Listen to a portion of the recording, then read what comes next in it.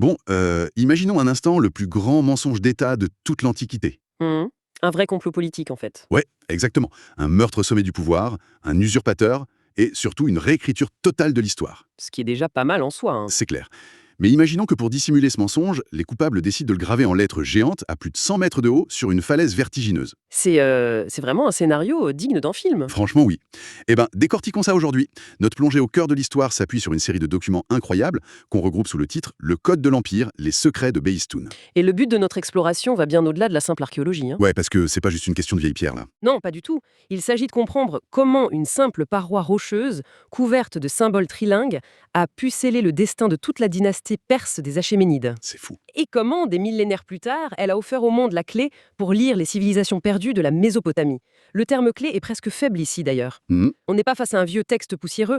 Le monument de Behistun, c'est l'équivalent antique d'une arme de destruction massive sur le plan psychologique. carrément. Oui, c'est l'un des mystères de propagande les plus sophistiqués jamais conçus. Et pour bien comprendre, il faut dépasser le texte et observer le génie ou la folie de son emplacement. Bah, c'est justement le point de départ de nos sources. Avant de comprendre ce que dit ce message, faut vraiment capter où il a été placé. Le support est au moins aussi extrême que son contenu. Complètement. La scène se passe dans les monts Zagros, dans ce qui est aujourd'hui l'ouest de l'Iran. On a cette montagne immense qui domine l'antique route caravanière entre Babylone et Ecbatane. L'artère principale de l'Empire, quoi. L'autoroute absolue de l'Empire perse, ouais. Et là, à 105 mètres de hauteur, sur une paroi presque parfaitement lisse et verticale, paf, un relief colossal. Avec une véritable mer de texte gravé autour. L'échelle de l'œuvre est littéralement faite pour écraser l'observateur. Hmm. La partie centrale, juste les sculptures, ça mesure 3 mètres de haut sur plus de 5 mètres de large. C'est gigantesque. Mais le vrai tour de force, c'est le texte. C'est pas un récit unique.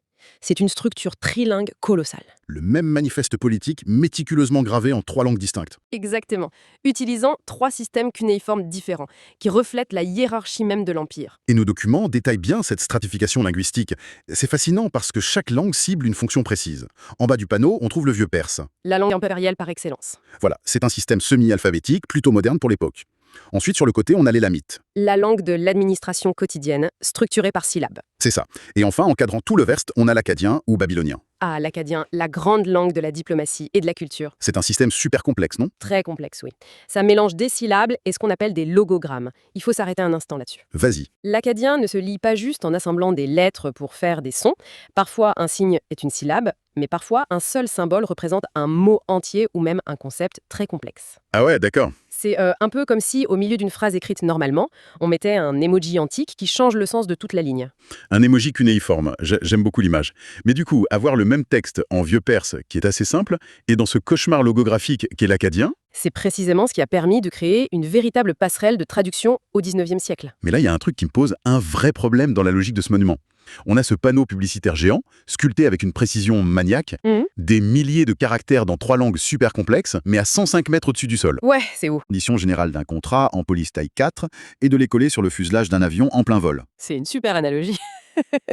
Pourquoi créer une pierre de rosette si détaillée si personne, absolument aucun caravanier en mât, ne peut physiquement s'en approcher pour la lire? Parce que nous avons tendance à penser la communication uniquement de manière horizontale, d'humain à humain. Ah, d'accord. Le roi Darius, lui, il communique de manière verticale. C'est la psychologie du pouvoir absolu. Le texte s'adresse en priorité aux dieux. Pour prouver sa légitimité, quoi. Exactement. Prouver la pureté de ses actions à une échelle cosmique. Et ensuite, il s'adresse à l'éternité. À l'éternité, c'est-à-dire, placer ça à 105 mètres de haut, c'est la garantie qu'aucune armée ennemie, aucun successeur un peu jaloux, ne pourra jamais venir avec un burin pour effacer son nom. Oh waouh. La hauteur rend le mensonge intouchable. Tout à fait. Et pour les marchands en bas, peu importe qu'ils ne lisent pas les caractères. Ils levaient la tête, ils voyaient ce roi géant écrasant ses ennemis, et le message de terreur pure passait très bien. Ouais, le visuel suffit. Mais d'ailleurs, cette inaccessibilité, si elle a protégé le monument des Vandales antiques, ça a transformé son déchiffrement moderne en un cauchemar absolu. Un défi total, oui. Puisque le texte était physiquement intouchable depuis le sol, percer ce secret a nécessité 2 types d'exploits complètement opposés, séparés par plusieurs décennies. C'est vrai. Et la première avancée, elle s'est même pas faite sur la falaise, mais dans le calme d'un bureau en Europe en 1802. Avec Georges Frédéric Grotefend, c'est le triomphe absolu de la déduction logique. Ce chercheur allemand n'a même jamais mis un pied en Perse, c'est ça, non? Jamais. Il travaillait uniquement à partir de copies très imparfaites faites au télescope par des voyageurs. C'est un peu le sudoku linguistique en pantoufle. C'est une très bonne façon de le dire. La méthode de Grotefend ressemble beaucoup à la cryptographie moderne. Comme chercher un motif répétitif. Voilà, ce qu'on appelle un en-tête connu. Si tu interceptes des emails sécurisés, tu sais que la première ligne, c'est souvent «Bonjour». Grotefend a fait la même chose. Il a repéré des séquences qui revenaient en boucle au début des paragraphes dans la langue la plus simple, le vieux perse. Et il a parié qu'il s'agissait d'une formule royale classique du genre Un tel, grand roi, roi des rois, fils d'un tel. C'est brillant. La fulgurance, c'est d'avoir croisé ça avec les historiens grecs, comme Hérodote, qui avait listé la généalogie des rois perses. Donc, il cherchait un duo père-fils spécifique. Où le fils était roi, mais le père ne l'était pas. Il a testé les noms de Darius, fils d'Hystaspe, et de Xerxès, fils de Darius. Et ça collait avec la longueur des mots. Il venait de trouver la serrure. Exactement, la valeur phonétique de plusieurs signes. Mais bon, la porte restait fermée. Bah oui, parce que ces copies étaient pleines de fautes. La théorie de bureau a ses limites. Pour vérifier tout ça et s'attaquer à l'élamite et l'acadien, il fallait le texte exact. Et obtenir ce texte exact, ça signifiait affronter la roche. Et là, on passe aux Indiana Jones de l'épigraphie.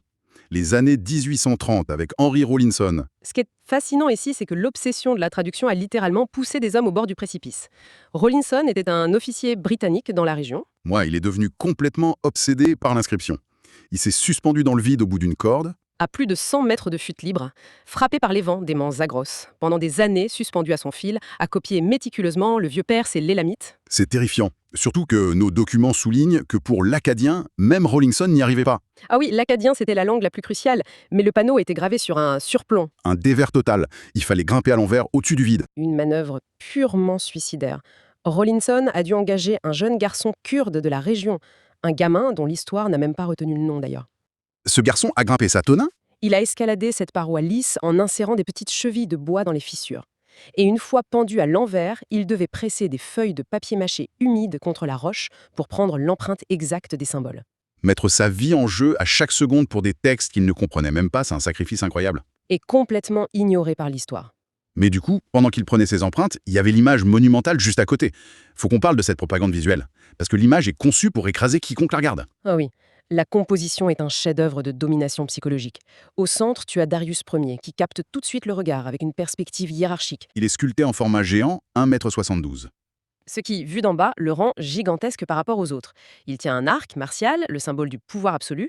Derrière lui, il y a ses généraux, Intafernès et Gobrias, et sous ses pieds, la violence politique. Sous son pied gauche, très exactement, un homme est allongé sur le dos, terrassé. C'est Gaumata, l'usurpateur présumé. Les mains levées, en train de supplier. Et juste devant le roi, on a cette parade de la honte.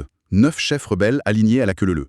Tous avec les mains liées dans le dos, et surtout attachés ensemble par une seule corde qui leur enserre le cou. C'est pour les réduire à l'état de bétail, en fait. Exactement, une déshumanisation totale. Mais le pouvoir s'approprie l'histoire en temps réel. Il y a un 10e prisonnier tout au bout, Skunka, le chef scythe. Celui avec le grand chapeau pointu. Mais nos sources disent qu'il n'était pas là au départ, non? Non, Darius l'a fait ajouter après une nouvelle campagne militaire. Ils ont même détruit une section du texte élamite pour faire de la place. C'est énorme. C'est vraiment la mise à jour d'une page web pour ajouter la dernière actu. C'est ça. Et au-dessus de cette boucherie, on a la justification suprême, émergeant d'un disque solaire, le dieu Ahura Mazda, qui tend l'anneau de la royauté. La dimension cosmique. Pour les Zoroastriens, l'univers est déchiré entre Asha, la vérité, et Drauga, le mensonge. Donc Darius dit en gros, j'ai pas juste tué des rivaux, j'ai purgé le monde du mensonge sur ordre divin. Tout à fait. Mais c'est là que ça devient vraiment intéressant. Les Perses se présentaient comme une grande puissance novatrice. Pourtant, quand on regarde Béistoul, le roi géant, le pied sur l'ennemi, les prisonniers attachés, c'est pas du tout une invention perse. Non. C'est un copier-coller total d'un vieux motif mésopotamien. On trouve la même chose sur le relief d'Anubanini, sculpté des milliers d'années plus tôt. Pourquoi reprennent-ils un vieux cliché poussiéreux pour leur plus grand monument? C'est de la pure science de la communication de masse. Quand tu veux dominer plein de peuples différents, tu n'inventes pas un nouveau langage visuel qu'ils pourraient mal interpréter. Tu prends ce qu'ils connaissent. Voilà. Ce pied sur la gorge, c'est le vocabulaire visuel classique de la terreur au Proche-Orient. De Babylone à l'Égypte, n'importe quel paysan savait décoder ça instantanément, sans lire un mot. Darius emprunte la grammaire de l'oppression pour que tout le monde comprenne direct. C'est ça. Bon, l'image hurle « Je suis légitime et intouchable ». Mais quand on se plonge dans le texte que Rawlinson a ramené, c'est autre chose. La façade se fissure. Complètement. Une fragilité psychologique énorme fait surface. Derrière les certitudes, il y a un lourd secret. C'est quoi l'histoire que raconte la propagande exactement?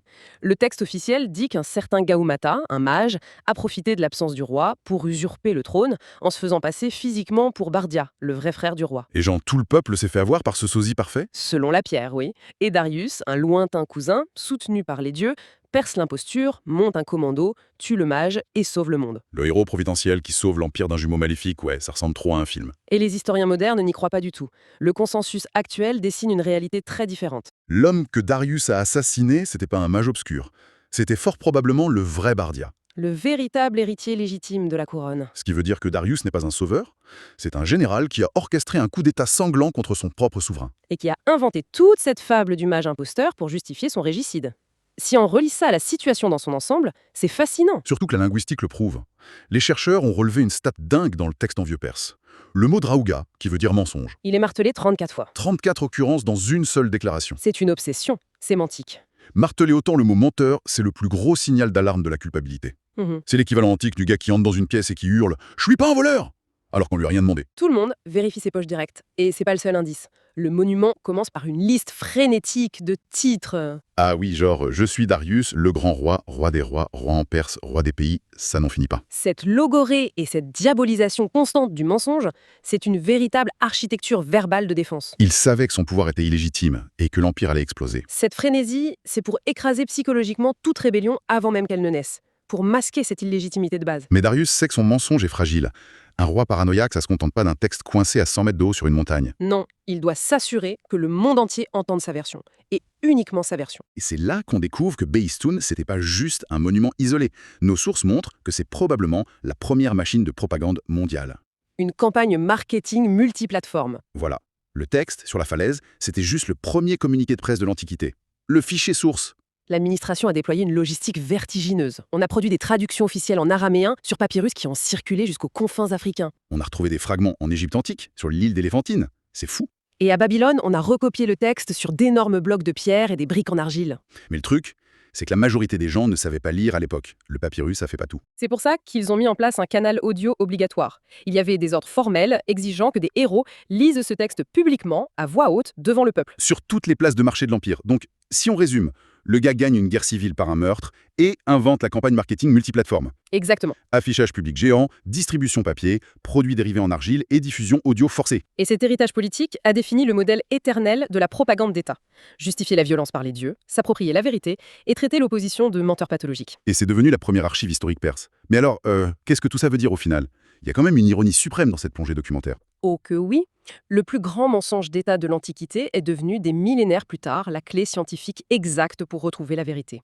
Sans le besoin désespéré de Darius de justifier son coup d'État en traduisant son mensonge dans toutes les langues.